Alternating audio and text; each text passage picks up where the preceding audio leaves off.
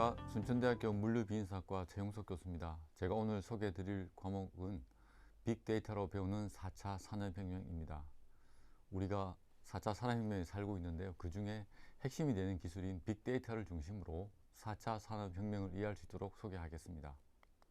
먼저 처음 시작된 것은 이제 1차 산업혁명부터 시작이 되었습니다. 사진에서 보는 것 같이 1차 산업의 핵심은 전기기관입니다. 전기기관인데 이 엔진이 개발되면서부터 우리가 기계에 의한 생산이 가능해졌습니다. 이 사진에 보는 이 제임스 와트라는 사람이 우리가 알고 있는 것처럼 이제 전기기관을 발명한 사람으로 되어 있고요.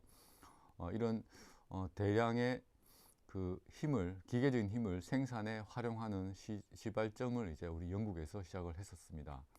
그 다음 단계 2차 산업혁명은 중화학 산업이라고 표현을 하고 있는데 그림에서 보는 것과 같은 대량 생산 시스템이 만들어졌습니다. 물론 이것은 토마스 에디슨이라고 하는 발명가가 전기와 관련된 또는 뭐 전구 그리고 전신, 전화와 관련된 상당한 많은 이제 발명을 통해서 우리가 어떤 전기나 생산의 조립 라인들을 확립해 나가는 단계, 그래서 대량 생산이 가능해졌던 시기가 2차 산업혁명 시대입니다. 이후에 3차 산업혁명은 우리는 디지털 혁명이라고 부릅니다. 디지털 혁명은 그림에서 세 개를 소개했는데요. 인터넷과 컴퓨터와 자동화입니다.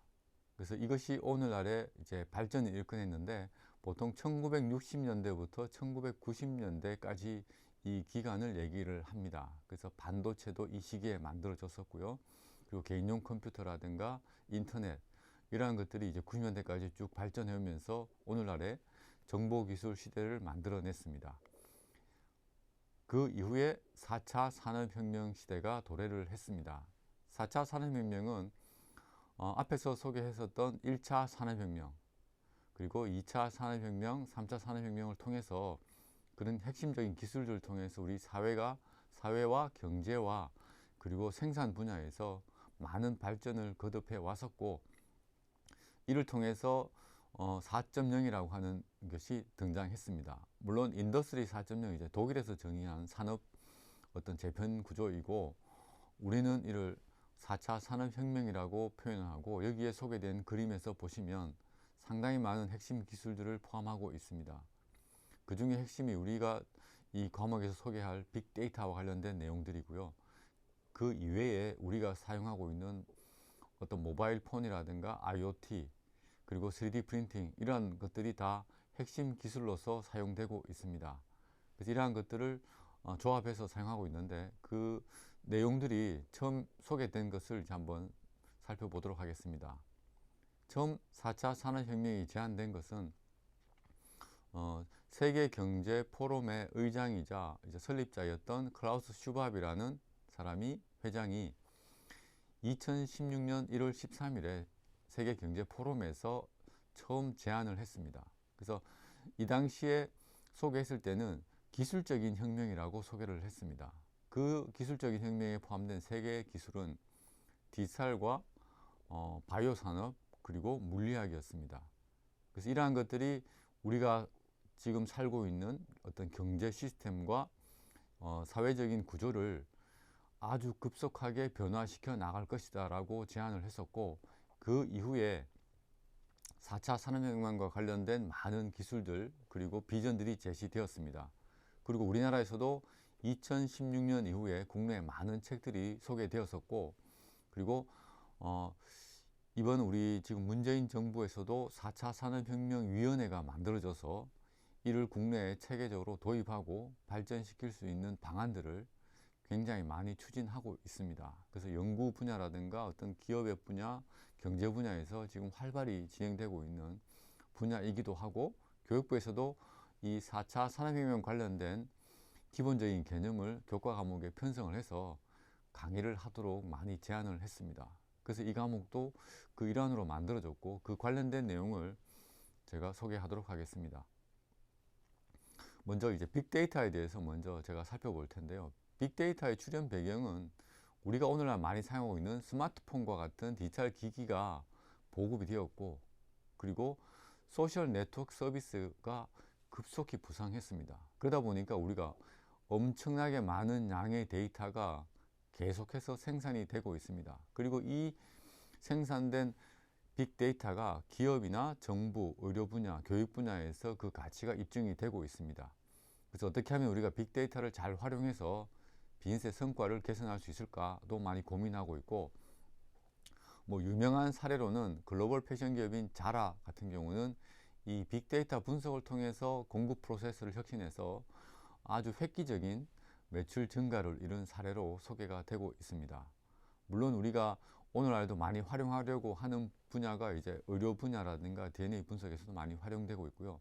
국가 차원에서도 우리가 어떻게 빅데이터를 잘 활용해서 선진국과 대등한 기술 또는 앞선 기술을 우리가 주도해 나갈 것인가에 대한 정책 연구들이 많이 일어나고 있습니다.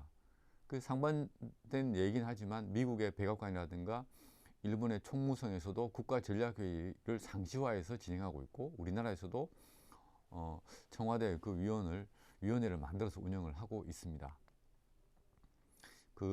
여기서 빅데이터 개념과 연관지어서 제가 4차 산업혁명의 의미를 한번 소개해 보자면, 앞에서 얘기했던 디지털이라고 하는 키워드가 있고요. 그 다음에 우리는 ICBM이라고 하는, 이게 뭐 그 미사일 이름은 아니고 이제 약자를 따온 겁니다. IoT라고 하는 사물 인터넷과 클라우드, 그 다음 빅데이터, 모바일, 이 혁명을 우리가 핵심으로 키워드를 사용하고 있고요.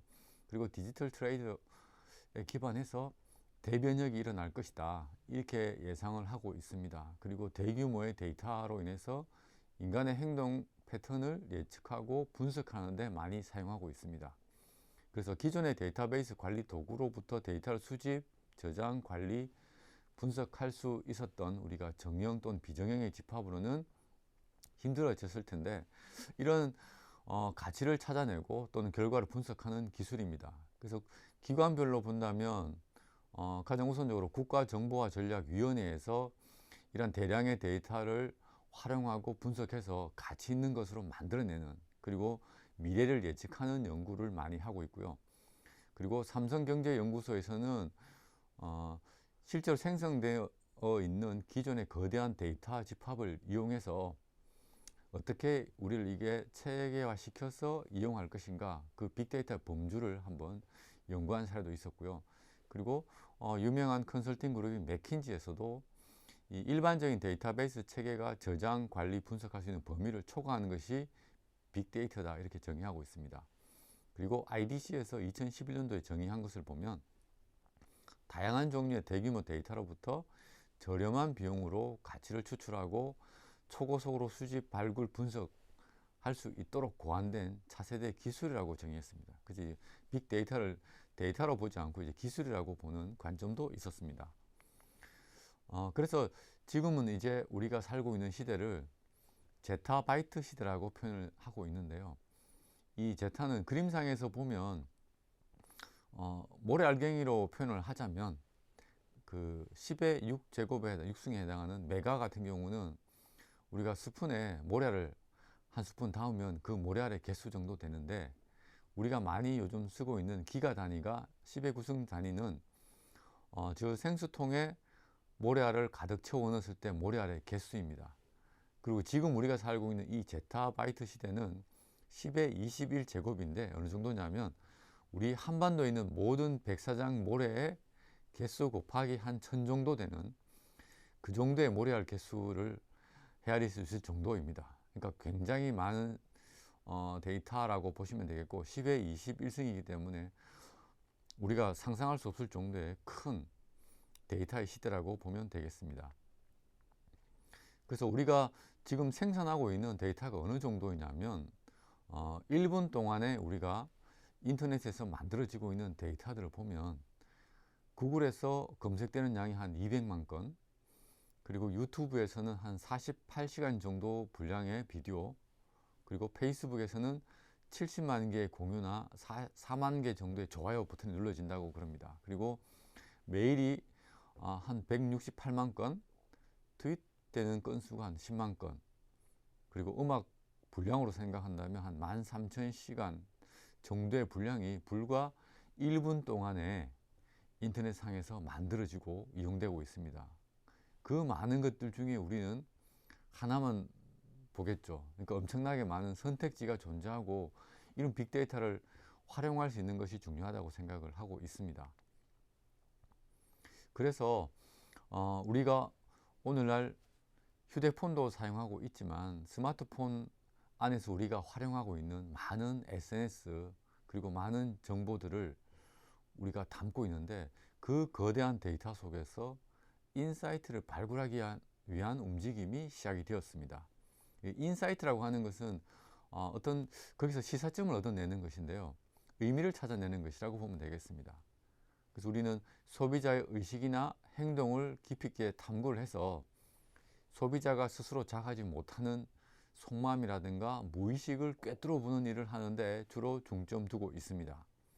그래서 이미 만들어져 있는 페이스북이나 유튜브나 이런 것들에서 굉장히 많은 수익을 올리고 있는데 그건 우리 SNS를 이용하고 있는 소비자의 행동의식을 스스로 인식하지는 못하지만 그것을 활용해서 무의식적으로 꿰뚫어 보는 것입니다. 그래서 거기서 많은 수익을 창출하는 기업들이 지금 현재 미국에 무수히 많고요.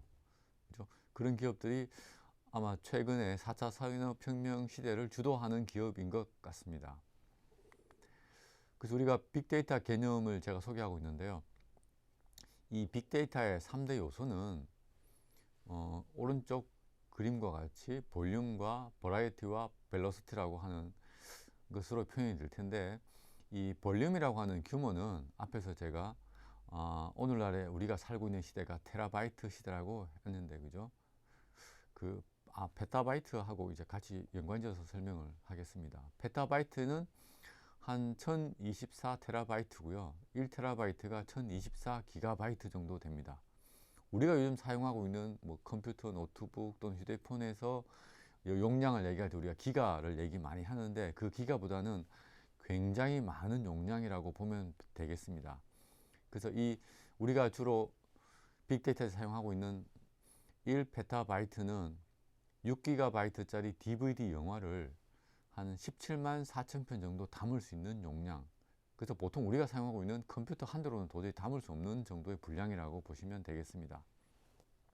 그리고 두 번째 속도는 이 빅데이터를 처리하려면 속도적인 것이 또 굉장히 강조가 될 수밖에 없습니다. 왜냐하면 너무나 큰 데이터를 빠른 시간 내에 처리해야 되는데 그만큼 오늘날에는 이 처리 속도가 빠른 우리가 컴퓨터라든가 처리 장치들을 가지고 있기 때문에 실시간 처리할 수 있는 것 기술적인 보완이 많이 되었기 때문에 가능하다고 생각을 하고 있고요.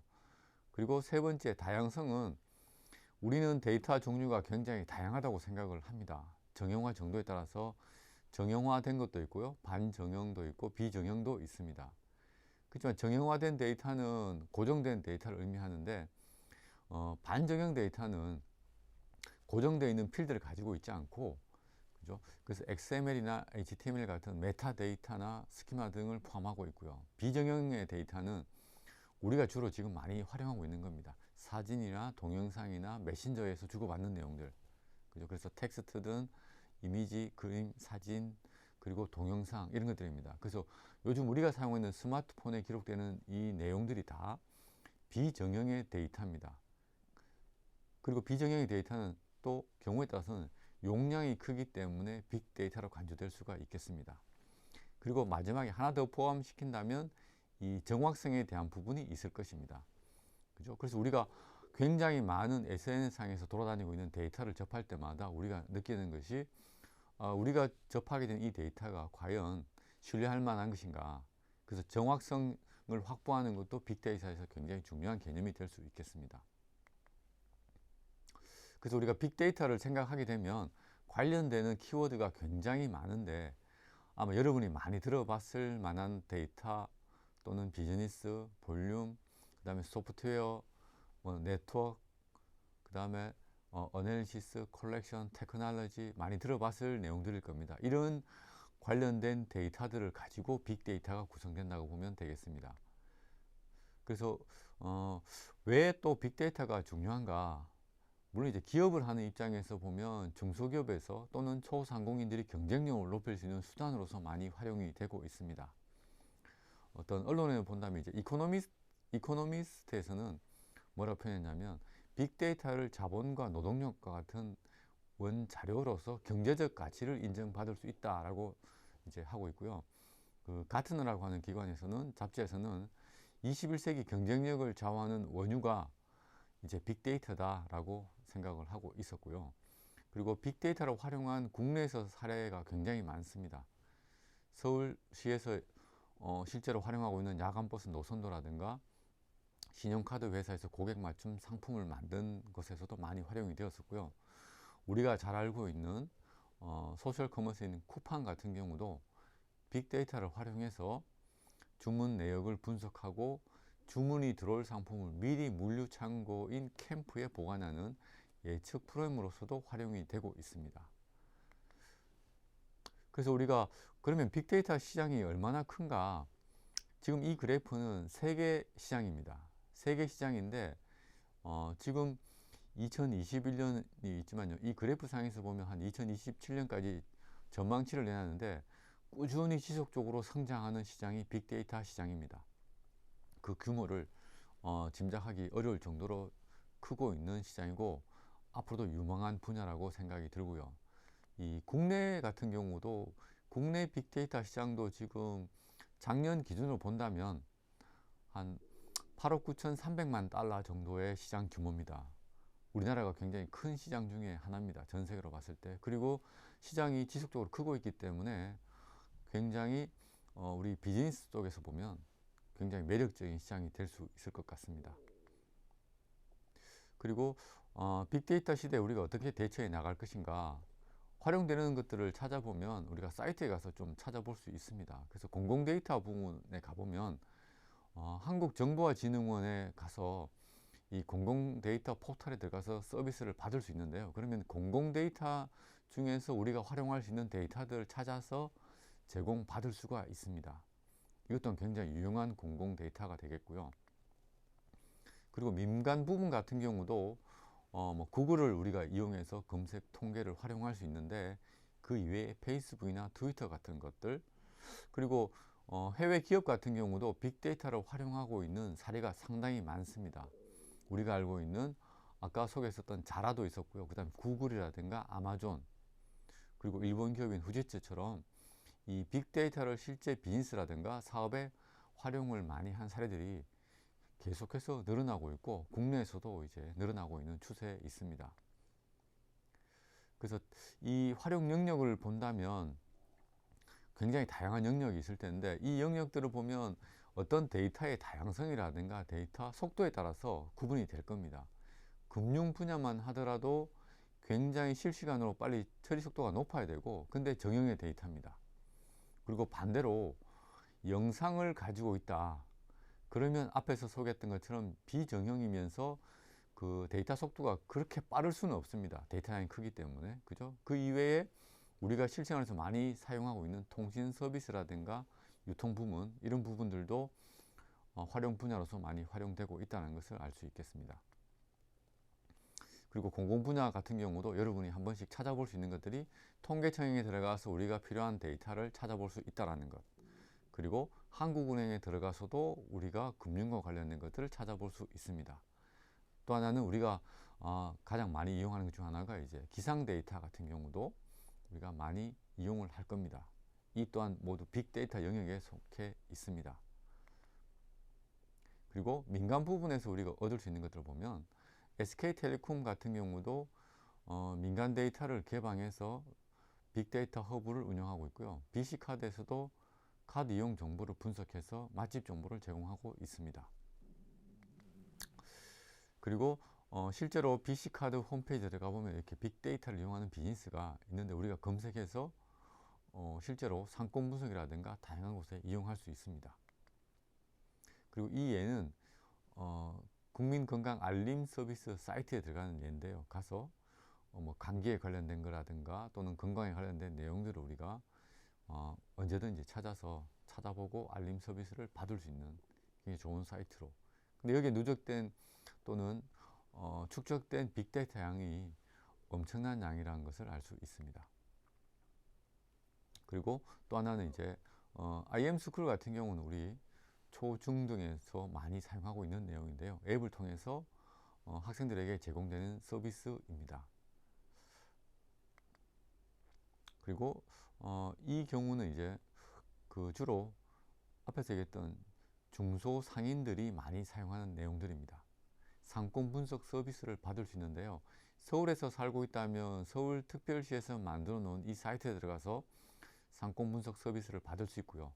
지방에 있다면 우리는 중소벤처기업부에서 만들어 놓은 상권 분석 시스템에 들어가서 우리 지역이라든가 우리 동네의 상권을 분석해서 내가 어떤 사업을 할 수 있고 우리 지역이 어떤지를 분석할 수 있는 것도 도움을 받을 수 있습니다. 그리고 빅데이터 사례 중에서 제가 하나를 소개할 텐데요. 이 사례는 이제 월마트의 사례가 될 텐데, 여러분이 주로 많이 이용하는 이제 한국의 마트, 이마트와 우리가 홈플러스를 많이 이용하는데, 이 마트와 미국에 있는 이 월마트하고 비교해 보면 큰 차이점이 있습니다. 어떤 차이점이냐면 소비자의 패턴을 이용해서 실제로 매장의 레이아웃을 시설물 배치라든가 상품의 배치를 늘 바꾼다는 얘기입니다. 근데 그것은 이제 우리 국내 소비자들이 가지고 있는 패턴과 소비 패턴과 미국의 소비자들이 가지고 있는 소비 패턴이 다르다는 얘기가 될 텐데, 이 예는 이제 타이틀은 마트로 쳐들어간 아버지라고 되어 있는데 뭐냐면 집에 부인이 임신을 하게 좀 되면 이제 로션의 향이 없어진다라는, 그죠? 그래서 출산과 관련된 물품들을 쭉 파악해 보면 굉장히 많은 제품의 구색이 달라진다는 걸 알 수가 있고요. 그 다음 우리가 참 이해하기 어려운 것 중에 하나인데, 기저귀를 판매하는 매대 옆에 맥주를 진열해서 판매하고 있습니다. 이 연관성이 굉장히 웃긴데 실제로 제품들을 분석해 보면 이런 결과가 나옵니다. 그래서 왜 그런 결과가 나오는지 한번 간략하게 설명을 드리자면, 우리는 어떤 제품을 사게 될 때 여러 가지 제품 우리가 한꺼번에 사게 될 텐데 그 상품들 간에는 연관성이 있고요. 판매량에도 연관성을 가지게 됩니다. 그래서 우리가 어떤 쇼핑하게 될 때 사게 되는 어떤 상품의 구색과 그 연관성을 분석을 합니다. 그래서 판매량 파악하고 그 다음에 묶음 단위로 분석해서 우리가 상관관계를 도출하게 됩니다. 그 상관관계를 도출해서 만들어진 내용들이 뭐냐면, 이 제품을 사게 되면 이 제품을 산 고객은 또 연속해서 이 제품을 함께 구매할 확률이 높다라는 겁니다. 그러면 구매 의욕을 높이기 위해서는 그 묶음으로 팔리는 제품은 가장 가까운 곳에 배치를 하게 됩니다. 이렇게 배치를 해서 매출을 극대화하게 되는데, 이런 성향의 차이 때문에 그런지 모르겠지만 미국의 월마트 같은 경우는 딱 매장을 들어가면 바로 옆에 식품 매장이라든가 우리가 알고 있는 신선식품 매장이 있습니다. 근데 국내에서는 그렇게 하지 않습니다. 국내에서는 이마트에 들어가면 맨 안쪽에 신선식품이라든가 식음료들이 들어가 있습니다. 근데 그건 이제 소비 패턴이 되겠죠. 한국 사람들은 쇼핑하는 순서가 정해져 있고 미국과는 다른 패턴이라는 얘기죠. 그리고 그 옆에 뭐가 있어야 되냐, 이제 이런 것들을 많이 연구하는 것이 실제로는 마트나 이런 대형 유통 매장에서 매출에 직접적인 영향을 미치고, 이런 데이터 분석을 통해서 우리가 매출을 올릴 수 있다는 것도 알 수 있습니다. 그래서 제가 그림상으로 표현을 하고 싶었던 내용은 이 그림인데요. 뭐냐면 우리가 알고 있는 4차 산업혁명 시대에 많은 데이터들 또는 기술들이 나와 있는데, 이 기술 트렌드 중에서 빨간 점이 지금 현재 우리 위치인데 가장 가까이 있는 빅데이터가 우리 눈앞에 있고요. 지금 가장 많이 활용되고 있고, 여러분들이 물류비인사과에 입학하게 된다면 전공 과정 중에 여기에서 표현되어 있는 많은 기술들, 저기 IoT도 있고 사물 인터넷도 있고 자율주행 차량이나 3D 프린팅, 그리고 디지털 기술들, 이 많은 기술들이 접목이 되어서 물류를 어떻게 변화시켜 나가고 있고, 그리고 이것이 어떻게 비즈니스를 만드는지 그 중소기업이라든가 소상공인들이 이를 어떻게 활용할 것인지 앞으로 방향성에 대해서도 아마 배우게 될 텐데, 이 교과목이 2학년 학생들의 전공으로 활용이 되어서 향후에 어떻게 정보기술이 물류라고 하는 전공의 전공이 될 것인지를 제가 소개하는 기초 과목으로서 역할을 할 수 있을 거라고 생각이 됩니다. 그래서 이 과목에 대한 것을 추천을 드리고 싶습니다. 감사합니다.